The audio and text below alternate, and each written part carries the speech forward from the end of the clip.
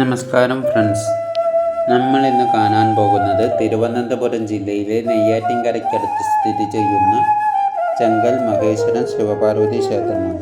ലോകത്തിലെ ഏറ്റവും വലിയ രണ്ടാമത്തെ ശിവലിംഗം ഈ ക്ഷേത്രത്തിലാണ് സ്ഥിതി ചെയ്യുന്നത്. ഈ ക്ഷേത്രത്തിൻ്റെ ഏറ്റവും വലിയ ആകർഷണവും അത് തന്നെയാണ്.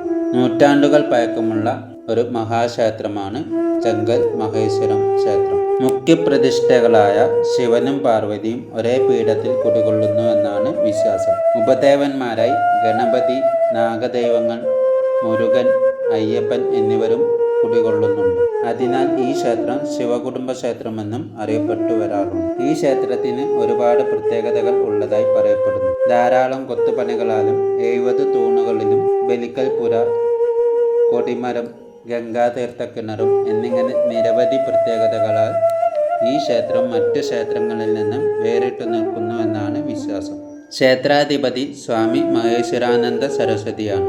അദ്ദേഹത്തിൻ്റെ നേതൃത്വത്തിലുള്ള ഒരു ട്രസ്റ്റാണ് ക്ഷേത്രഭരണം നടത്തുന്നതും ഇവിടുത്തെ മഹാശിവലിംഗം പണി കഴിപ്പിച്ചിരിക്കുന്നതും. ഇന്ത്യ ബുക്ക് ഓഫ് റെക്കോർഡിലും ഏഷ്യ ബുക്ക് ഓഫ് റെക്കോർഡിലും ലിംഗ ബുക്ക് ഓഫ് റെക്കോർഡിലും ഈ മഹാശിവലിംഗം ഇടം സ്ഥാപിച്ചിട്ടുണ്ട്. 111 അടി ഉയരമുള്ള ഒരു മഹാശിവലിംഗമാണ് ഇവിടെ സ്ഥിതി ചെയ്യുന്നത്. 7 പുണ്യസ്ഥലങ്ങളിലെ മണ്ണും ജലവും ഈ മഹാശിവലിംഗം നിർമ്മിക്കുവാനായി ഉപയോഗിച്ചിട്ടുണ്ടെന്നാണ് വിശ്വാസം.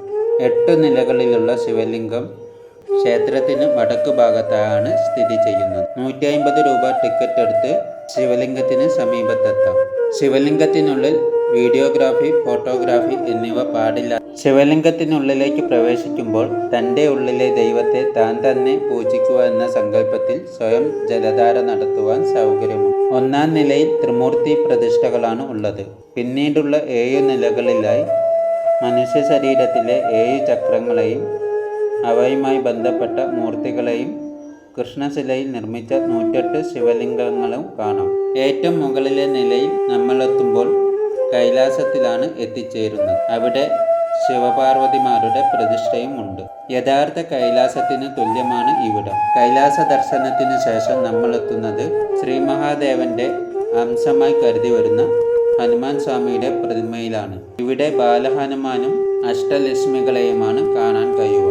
ഓരോ നിലയും തിരിച്ചിറങ്ങി താഴത്തെത്തുമ്പോൾ അനന്തശയനവും കണ്ട് പ്രസാദവും വാങ്ങി പുറത്തെത്താവുന്നതാണ്. ഈ ക്ഷേത്രത്തിലായി ഗണപതി ഭഗവാന്റെ 32 ഭാവങ്ങളുള്ള പ്രതിഷ്ഠകളും സർപ്പദോഷത്തിനായി പുള്ളുവൻ പാട്ട് ഈ ക്ഷേത്രത്തിൽ നടത്തി വരാറുണ്ട്.